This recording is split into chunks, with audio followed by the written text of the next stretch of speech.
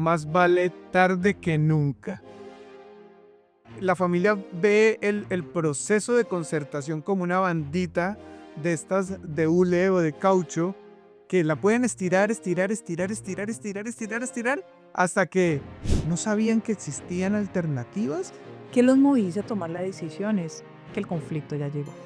Es decir, ellos ya lo tenían con la banderita puesta en el riesgo. Ellos ya sabían el día que pasemos por ahí. Es muy común que la familia no sepa abordar problemáticas complejas. Ellos les costaba encontrar ese espacio seguro de tranquilidad donde ellos sintieran que podían descargar todas estas emociones que venían arrastrando y que los venían acompañando.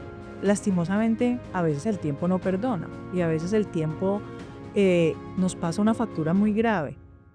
Si no se construyen reglas de juego claras que involucren a toda la familia se la pasa improvisando constantemente en las situaciones de crisis. Y esa improvisación... Hola, bienvenidos nuevamente a un capítulo de Nord Podcast, Historias Anónimas de Familias Empresarias. Yo soy Oscar. Y yo, Camila.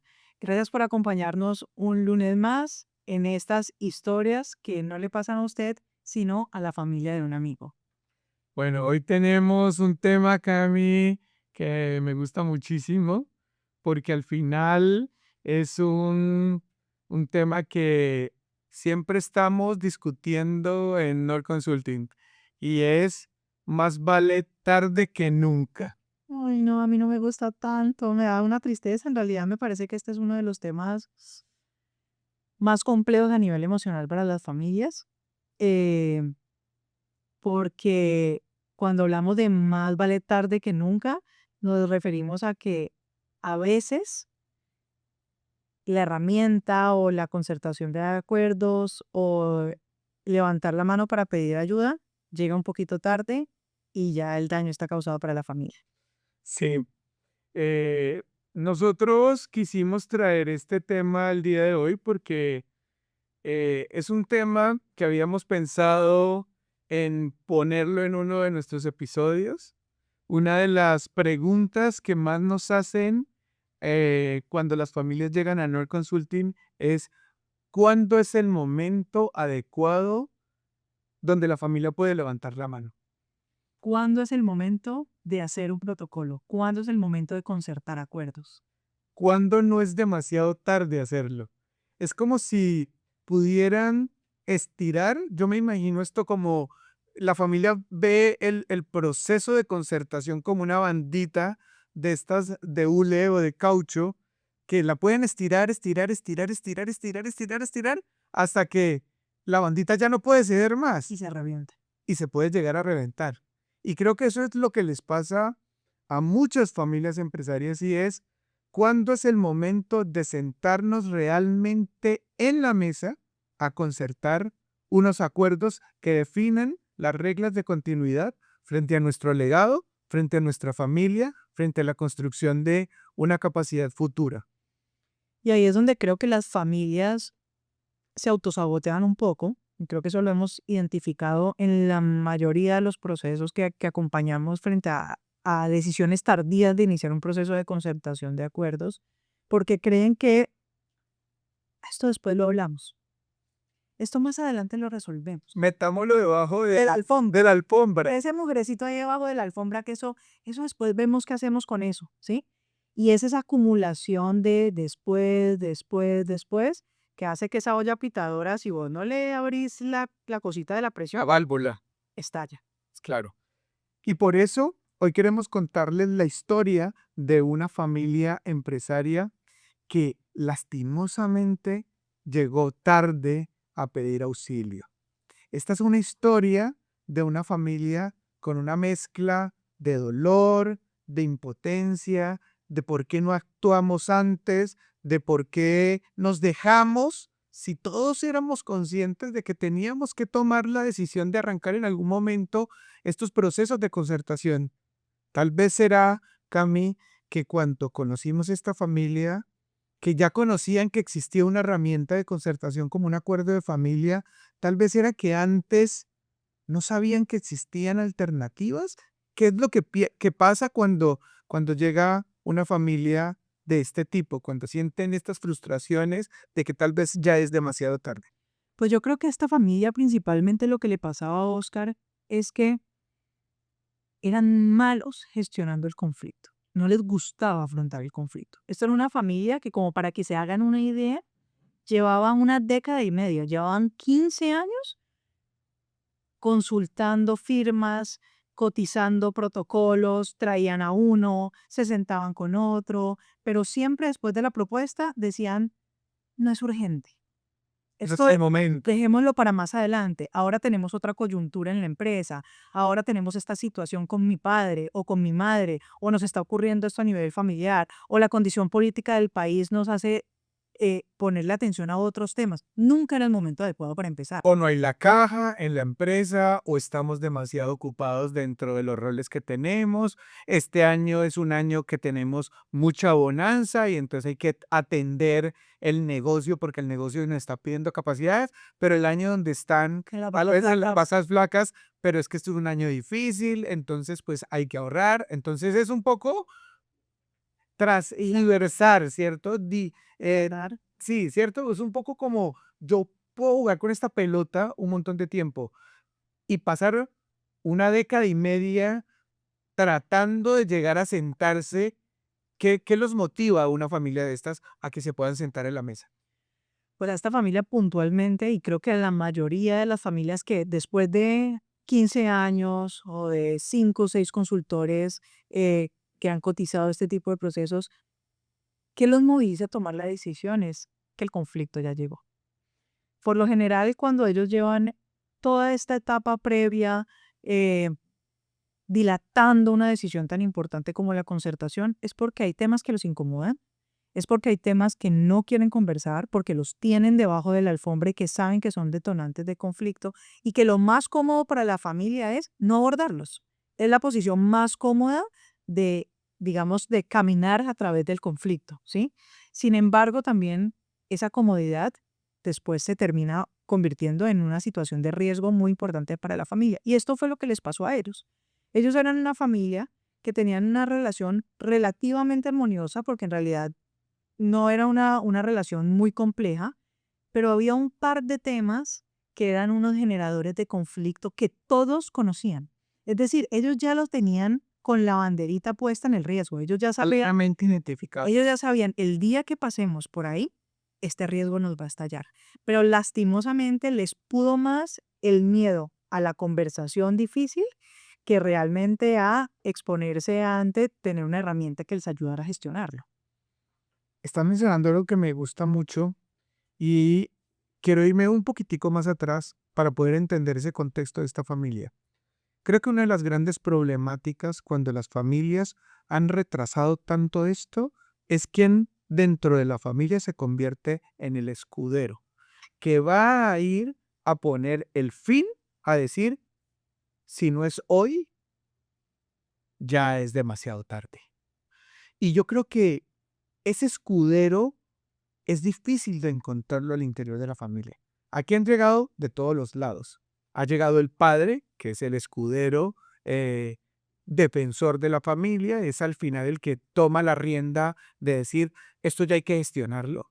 Ha llegado la madre, ¿cierto? La fundadora o la cofundadora, que viene y dice, aquí tengo un problema de riesgo familiar, que está atentando contra la unión, contra el vínculo de mi familia y esto ya hay que colocarle una medida cautelar, hay que hacerle, hay que contenerlo, porque si no, esto va a tener una consecuencia mucho más grave.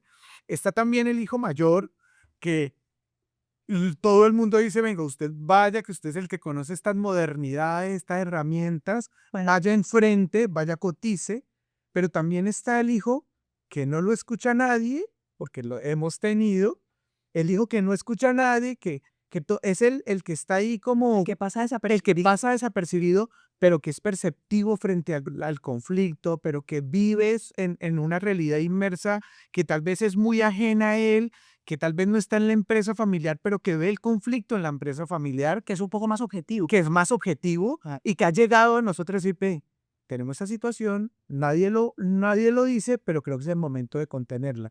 Quería traer eso porque creo que en la empresa familiar es importante identificar si no existe la herramienta o no se conoce la forma de poder contener un tipo de conflicto de esta forma, necesitamos identificar un escudero que acuda oportunamente a levantar la mano y buscar ah, una ayuda.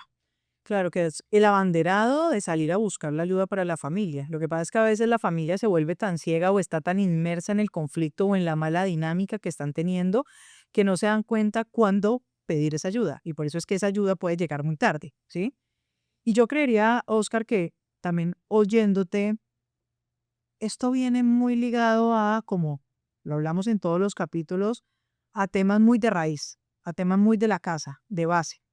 Y esa es una familia que, como muchas otras, tenían una muy mala práctica de gestión y de resolución de conflictos. Ellos estaban acostumbrados a que, por ejemplo, en su casa, si había un malentendido o había una situación de disgusto, nunca se sentaban a decir, mira, me disgustó esto que hiciste no me pareció correcto, ¿cómo vamos a resolverlo? Sino que se quedaban callados, no hablaban del tema y al otro día como si nada. Hola, ¿cómo estás, hermano? Hola, ¿cómo estás, mamá? Hola, ¿cómo estás, papá? Es decir, que ellos evitaban a toda costa el conflicto. Y mira que algo que era una dinámica íntima de la familia, del seno de la familia del hogar, se terminó trasladando a muchas otras esferas hasta, digamos, el punto en el que ellos preferían creer que no tenían conflictos para seguir viviendo esa vida tranquila y armónica, pero que realmente era una tensa calma. Bueno, creo que la dinámica de después hablamos le aplica al 99% de las familias que llegan a Nord Consulting, ¿cierto? Eso es algo que es absolutamente transversal. Es muy común que la familia no sepa abordar problemáticas complejas, que le cueste evolucionar frente a una comunicación mucho más asertiva. Y creo que es fundamental aquí tener un punto muy importante y es que si bien la familia se concibe como un elemento, como una entidad que protege, que preserva, que cuida, no necesariamente se considera como un espacio seguro. Y creo que a esta familia le pasaba eso, ¿no? Exactamente. Ellos les costaba encontrar eh, ese espacio seguro de tranquilidad donde ellos sintieran que podían descargar todas estas emociones que venían arrastrando y que los venían acompañando. Y creo que eso fue uno de nuestros principales aportes en el proceso. Nosotros, y digamos como para hilar un poquito la historia, cuando la familia entiende ya la magnitud del conflicto, sale a relucir este escudero que estabas diciendo y es, por fin uno de los miembros de familia dijo, no más, esto hay que detenerlo y tenemos que buscar ayuda. Nos busca, nos contratan y nos dicen, por favor, acompáñennos en este proceso.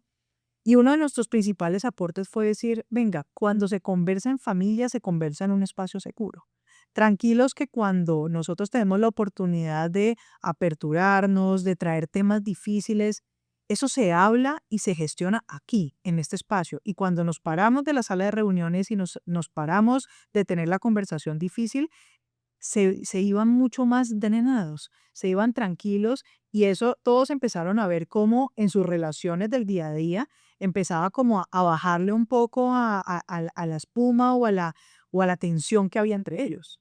Claro, al final es un poco, y yo creo que para todos es un poco difícil de creer que eso pueda llegar a suceder, pero en realidad a través de metodologías de coaching, a través de metodologías de negociación, a través de comunicación asertiva, Sí. se logran crear espacios seguros de comunicación donde la familia es capaz de despresurizarse, pero también es capaz de salir mucho más tranquila frente al conflicto o a las inquietudes. Aquí hay algo que me gusta mucho que había notado y es que lo que inicialmente empieza con miedo, al final la idea no es que termine en crisis, es que termine justamente atacando la crisis. Lo que necesitamos es que la familia pueda drenar ese miedo, que se pueda despresurizar, pero que también pueda crear un plan ante la crisis que está viviendo como familia. Y por eso es que cuando hablábamos al principio de esta pregunta que nos hacen todo el tiempo las familias y es, ¿cuándo debería ser el momento adecuado para hacer una concertación de acuerdos familiares o lo que comúnmente se le conoce como el protocolo de familia? Yo creo que hay que arrancar preguntándole a la familia, ¿usted en qué etapa está o cómo se siente en la familia para saber si esto es un proceso preventivo? Es un proceso en el que lo que queremos es empezar a identificar cuáles son esas posibles detonantes que tiene la familia y hacer un plan de control, un plan de conversación y un plan de concertación frente a todas estas situaciones. Y así que cuando lleguen esas situaciones, porque por lo general van a llegar, las situaciones de crisis, las dificultades van a llegar, pero ya tengamos una hoja de ruta de cómo abordarlas y cómo navegarlas. Creo que esa es la gran diferencia de otros tipos de servicios que obviamente en nuestras firmas de consultoría también tenemos que tenerlos y es para aquellas familias en las que ya el servicio preventivo no es suficiente, No porque funciona. ya estamos en una situación de materialización del conflicto y ahí lo que tenemos que irnos es a controle y apague el incendio, ¿sí? Por eso es tan importante saber, y creo que lo dices muy bien, no a todas las familias le funciona el protocolo de familia, ¿no? No a todas las familias les funciona este mecanismo de concertación. Creo que aquí es súper importante tenerlo en cuenta y es que no a todas las familias les va bien resolviendo el conflicto que tienen en una mesa de concertación. Tal vez hay familias que necesitan primero drenarse individualmente para luego someterse a un proceso de concertación colectivo. Y yo creo que eso es súper importante lo que estás diciendo.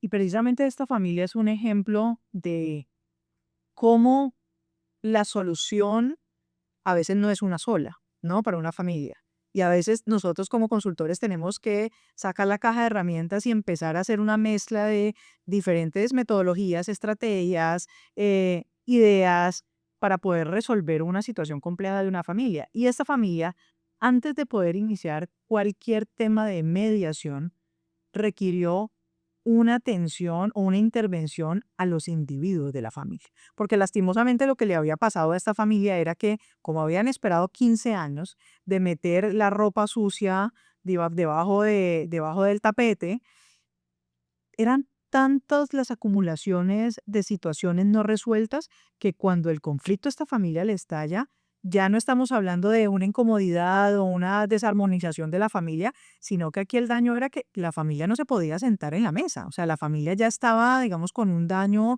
estructural bastante importante y eso lo que nos obligaba a nosotros era a que nuestra primera intervención no fuera venga familia, siéntese en el espacio seguro que estábamos hablando, sino venga y sentemos a cada uno de los individuos, drenémoslos, entendámoslos, entendamos posiciones comunes que los une más allá de lo que los diferencia y después de haber hecho un proceso que además tardamos un buen tiempo, ahora sí traigámoslos al espacio seguro y empecemos a mitigar esta situación. También recuerdo, Cami, que también de ese proceso individual nacen conversaciones que tampoco estaban mapeadas dentro de ese primer acercamiento. Y aquí aparecen conversaciones de, es que acá no tenemos dividendos, es que por allá otro decía, es que acá yo no tengo claridad sobre los roles que ya hemos hablado ampliamente en otros capítulos del tema de la importancia de la claridad de los roles. Aquí hay temas de, aquí no hablamos del tema de la sucesión, por ejemplo, del retiro de mi papá, es un tabú, o del tema de los matrimonios y las uniones, no sé, de mi hermana que se fue a vivir con el novio y eso está como medio mal visto en mi empresa familiar o en mi familia empresaria. El tema de aquí nadie sabe qué es lo que tenemos, no sabemos ni qué patrimonio, nada, o simplemente aquí no hablamos de la emoción de nadie. Aquí todo el mundo está feliz, somos la familia feliz, la familia que no tiene conflictos, pero los conflictos no los abordamos. Nadie expresa lo que realmente está sintiendo. Entonces creo que de esas conversaciones, de esas depuraciones, también se nos permite a nosotros indagar cuál es la necesidad de cada uno de los individuos de la familia. ¿Qué es lo que realmente lo trae a concertar un proceso de acuerdos? ¿Qué es lo que debe de resolver? ¿Cuál es su dolor individual para que luego la conversación colectiva aporte valor y crecimiento? Y esa es la base fundamental de por qué cuando nosotros arrancamos un proceso como estos, independientemente que ya esté materializado un conflicto o estemos en una fase preventiva, siempre arrancamos por una fase de entrevistas individuales, porque es que ya sea para drenar o para conocer la mirada del individuo, estos espacios uno a uno con los miembros de la familia nos permite a nosotros ir sumando partes, ir sumando historias, ir sumando formas de ver el conflicto o la situación familiar o cómo se prospecta la familia empresaria, para que cuando nosotros terminemos esa fase de entrevistas podamos tener como la película completa, ¿no? Y poder decir qué es lo que realmente a esta familia le está tallando o qué es lo que a esta familia le detonó el conflicto, porque lo que vos decías es algo muy cierto. Las familias por lo general tienen un sentido de autopreservación que hacen que a los terceros se les cuenta una historia de familia idílica. Y nosotros estamos muy acostumbrados a eso, a que en la primera sentada nos digan, somos una familia muy armoniosa, tenemos situaciones como todas las familias, pero en realidad nos las llevamos muy bien. Y claro, cuando ese es el discurso y después uno empieza a entrar a profundidad, pues nos damos cuenta que realmente sí hay unas situaciones raizales y emocionales que son las que están generando que pues, no sean tan la familia perfecta como se están presentando. Claro, también muy enfocado a lo que sucede y es que la familia empieza también una dinámica de procrastinación emocional. Y es decir, yo también que empiezo a retardar, a retrasar para no poner estas situaciones y estas temáticas que pueden llegar a detonar una situación de crisis o una conversación incómoda en mi familia. Y creo que desde ahí es cuando uno empieza ya a ver la luz del proceso de construcción de acuerdos. Y es que cuando tú empiezas a abordar ya las situaciones, cuando la familia empieza a poner estos temas en la mesa y empieza a concertarlos en un entorno seguro, con unas herramientas de concertación que le permiten a la familia sentirse cómodos, pero también lograr el objetivo de no estamos generando una crisis adicional, en ese momento el proceso empieza a tener sentido para la familia. Y creo que uno de los, digamos, como de los aprendizajes más importantes que todos nos deberíamos llevar de esta historia, que además no solamente la hemos visto una vez, sino en repetidas ocasiones, es que lastimosamente a veces el tiempo no perdona y a veces el tiempo nos pasa una factura muy grave. Y como familia tenemos que estar en tener un grado de responsabilidad de decir cuándo somos llamados a la acción, cuándo tenemos que actuar y tomar una decisión y no podemos seguir en este letargo, en esta comodidad de no traer el conflicto sobre la mesa. Porque ¿cómo termina un poco la historia de esta familia o cómo se desarrolla? Nosotros logramos tener un proceso realmente creo que bastante asertivo, Sí. ¿cierto? Con ellos. Creo que se repararon muchas de las heridas que ellos se habían hecho a lo largo de los años, pero tampoco podemos ser ajenos a que obviamente la cicatriz que quedó en esta familia es una cicatriz importante. O sea, esta familia sí sufrió un daño importante, un daño estructural que obviamente va a dejar ahí como ese recordatorio y ese mensaje dentro de ellos. Pero las familias realmente tienen que hacerse responsables de esta gestión, porque si no llega un momento en el que para muchas de ellas es demasiado tarde. Y ya no como en este caso en el que al menos logramos reparar, aunque esta es una familia que al final se daba mucho látigo por decir, ¿por qué no abordamos esto antes? Perdimos tiempo valioso. ¿Por qué nosotros nos dejamos coger tanto el tiempo? Pero al menos hubo algo que hacer. Hay familias con las que lastimosamente Ya es demasiado ya es tarde. demasiado tarde. Ahí creo que algo que estás mencionando y es que yo les digo muchas veces a las familias, es importante aprender a reconocer sus propias cicatrices. Es importante que la familia empieza, empiece a hacerse responsable de que muchas de esas raspaduras, de que muchas de esas cicatrices que le quedan a la familia es por su propia falta de gestión a sus propios conflictos emocionales, a enfrentar esos miedos. También creo que es importante que la familia entienda que estos procesos no son sencillos, que no son procesos tan, que pasan tan desapercibidos, son procesos que son difíciles, pero que son procesos que en el largo plazo traen una gran calma, que traen gran regocijo para la familia, porque a pesar de que se demoraron, dicen, lo pudimos hacer.